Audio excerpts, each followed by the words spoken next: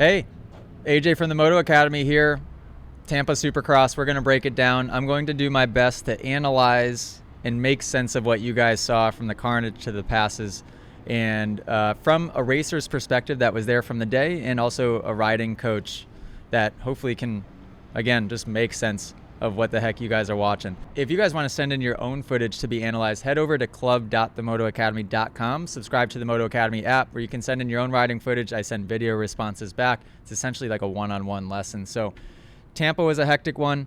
We're gonna dive right in. We got 250 Heat 1. And I tell you what, I didn't want to be in 250 Heat 1 because after time qualifying, and that's exactly why.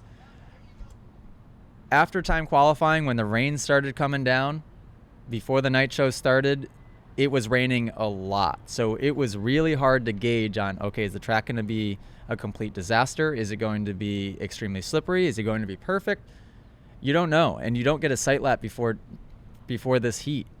So being Heat 2, I was Heat 2, you at least got to watch this start and be like, okay, did they make the first turn? Did every single one of them slide out? Just a couple of them? What did the track look like? Where right here, these guys are going in completely blind.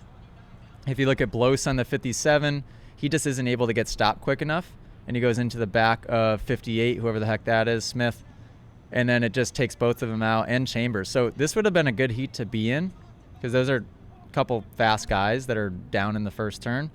But I honestly just put that on them not knowing how dry or slippery the track was, which, by the way, it was very slippery. All right, next clip, 250 LCQ. Your boy in the LCQ. Why wouldn't we be?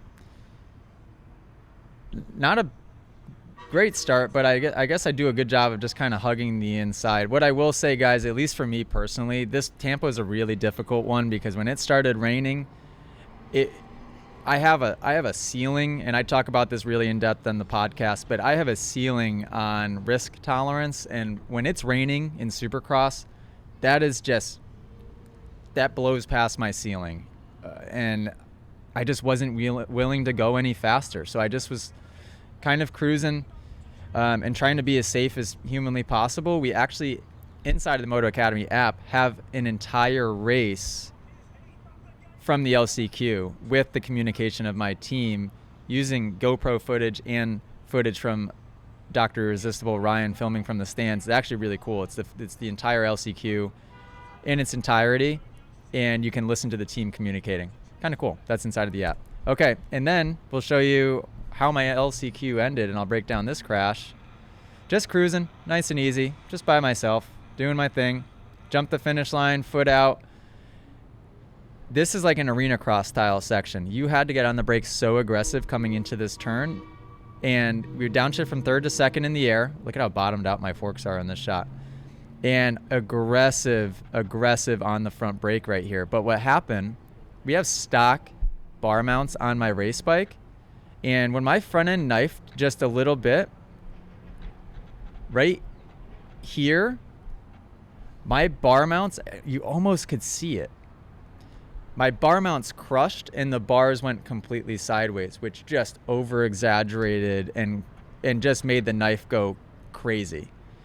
And at that point, then it just stabbed me in the ribs. I was lucky to save it, kind of popped me upright, and then I just kind of went flying. When I got back on my bike, the bars were completely sideways, so there was no chance of me keeping going. So I guess we can get aluminum bar mounts if you guys know the solution. I don't know if there's a better way to prep, and as you can see, I was not in a rush to get back to my bike because that was a blind jump and I didn't want to get landed on. If there's better bar mounts, or if you guys have bar mount suggestions for a Honda that aren't going to bend in an impact like this, because that shouldn't have happened, and that was a little bit unfortunate. But how could I have prevented this? Not have braked as aggressive and just allowed myself to go more to an outside line as opposed to trying to cut as far inside as I was. I think I was just trying to go a little bit too far inside. Next clip. What do we got? We got Hunter. Wow, how does he go so fast around the inside in the sand? It's like he's got a sand tire on that thing. Whoa. What was that? I haven't seen any of this yet, by the way. Oh, Hunter takeout on Mosiman. That was actually a pretty good pass. Hunter, same pass on Anstey. Anstey saw that coming, so he was able to ride the high line, which was smart. Yeah, how about this? I mean, that was a good move. I was watching this in person because I didn't make the main. He was visually so far behind, it was insane. But Hunter was so fast in the whoops and he was so fast in the sand. Now, Thrasher did what he needed to do. He protected the inside in the sand, which basically that's your only option, right? Because if he hadn't gone inside here, Hunter was going to go inside and then hit him. And then when he saw Hunter riding around him, he jumped out of his rut and just tried to, I mean, that was pretty darn aggressive. Protected the line the best he could. Hunter, great save. Good core strength, by the way. Like, lucky that his Thrasher's foot peg didn't rip out spokes on Hunter's bike.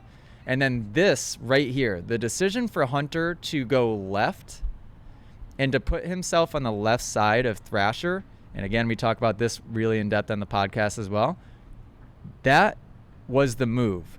Because that puts Thrasher in a position to where he doesn't know what to do.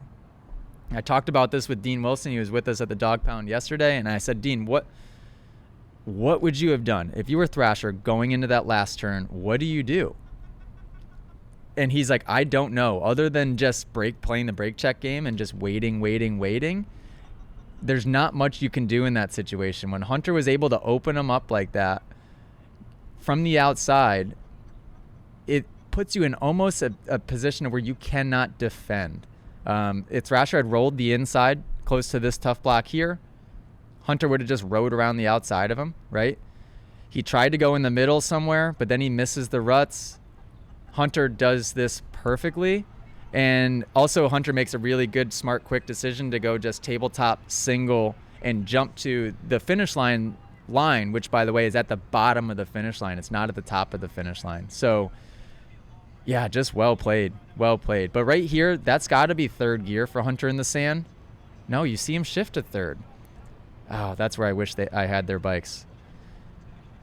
Because if I tried to go inside here in second gear, which I did many times, I just would sit there and spin and get no traction. He flew through there. Squared up. Oh, you know what? That was interesting, but I guess I understand what happened here. So when Hunter tried to go square up and go under him, thinking that he was going to be able to make a pass and thinking that Mosiman was going to ride just the high line around the top. And Mosiman squared down, putting Hunter in a position where, again, lucky he didn't crash. Deegan was smart in this situation, too, to avoid both of them. Yeah. Good ride by Hunter and great ride by Deegan as well. All right, next clip. Plessinger in the whoops, just blowing by Tomac. That was interesting to watch. I actually couldn't believe, just ripping the tear off. This is a lot of footwork. I love watching this. Watch just his feet. Dropping the heels, where if you watch Tomac, I'll just let it play through again. Tomac was riding a little flat-footed in that, not letting his ankles flex as much or his heels drop, and therefore his rear end was sort of bouncing up, and he wasn't getting that much traction. Where you watch full commitment on Plessinger's end, dropping those heels, getting a ton of traction, getting his butt back, and just track through perfectly straight.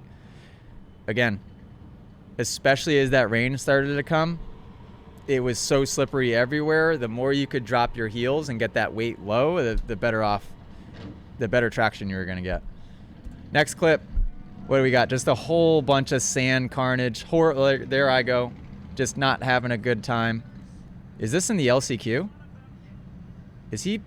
What's happening here? Dude, lift the bike off him first. There you go. Oh my goodness. I didn't realize this even happened. Because when you go through the sand, you can't see. You can't see anything. I was just flying blind. Here I am on the left, blind, can't see anything. I'll say it now, and I'll say it again. Sand sections shouldn't be in Supercross. Sand sections are great for the fans because you get situations like this, but as a rider, holy cow, it's a nightmare. Holy cow, it's a nightmare, especially for these two. Just piling the bikes off each other. Yeah, I had no idea that even happened. All right, next clip. Sexton crash. And I'm going to tell you right now why this happened. What happens in Supercross very commonly, and you can see it right here, is there becomes a valley. Essentially, there's a V where the main line, everybody starts skimming or jumping and gets worn down into a V. Skimming across the tops while going through that valley is extremely difficult because if you get off-centered, right or left, it is tossing your back end and front tire everywhere. Like if you just watch what it does to his handlebars, he just starts getting aggressive head shake while simultaneously having the back end hop everywhere. And Webb is doing it behind him as well. So in my opinion, I don't think skimming inside of that V is the move. I think if you're going to skim, get outside of the V. If you're Sexton here, get a little further right, get out of that main line, and you're going to have a much better chance of surviving. If you're going in that V, you got to be jumping because it just basically rips the bars left and right, and then it makes the back end start skating, and it's going to be very, very difficult to save a situation like that. There was actually a picture of him with his agent down looking at lines in the whoops after that race, and I would be willing to bet that if he had to do it over again, he would find either all the way left to the tough blocks or all the way right, get out of that V, and just try and skim them where it's a little bit more evenly chunked out. All right, next clip. LCQ, I haven't seen this yet. Marshall just looking everywhere but forward. Whoa! Is this for the last transfer spot? Man.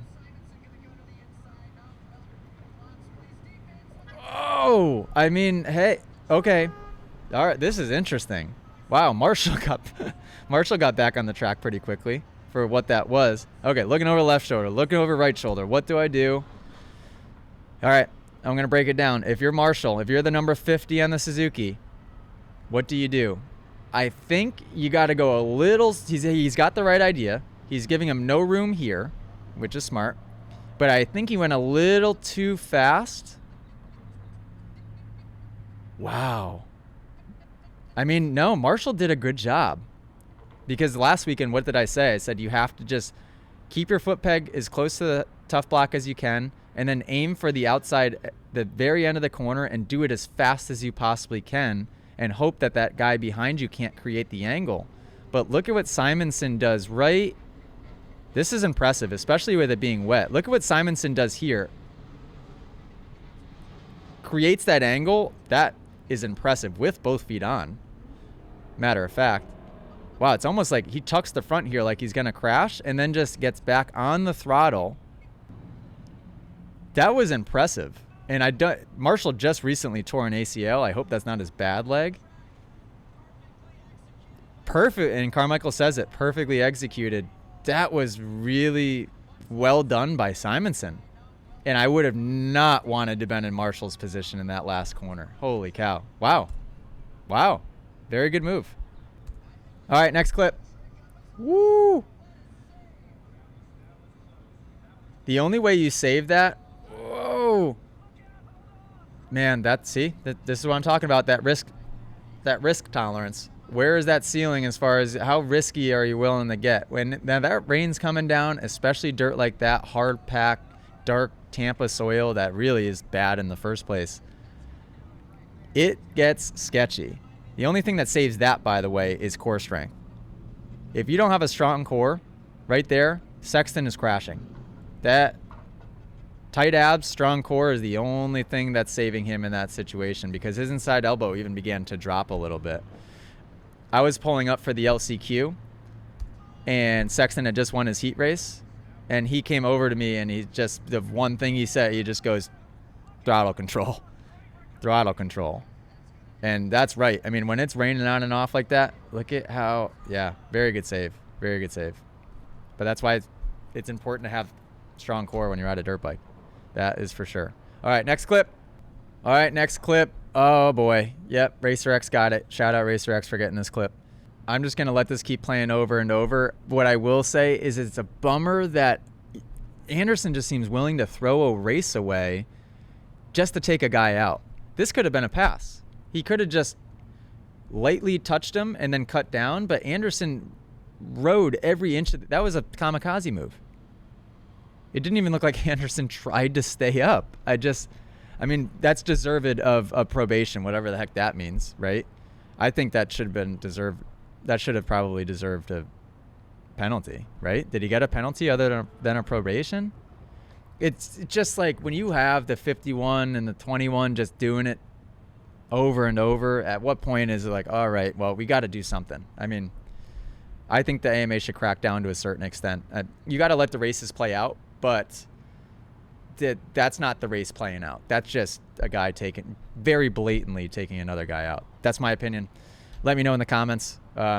Also, I am one that is pretty anti-rough racing just because I race out there and I don't want to be in situations where I'm worried about getting taken out.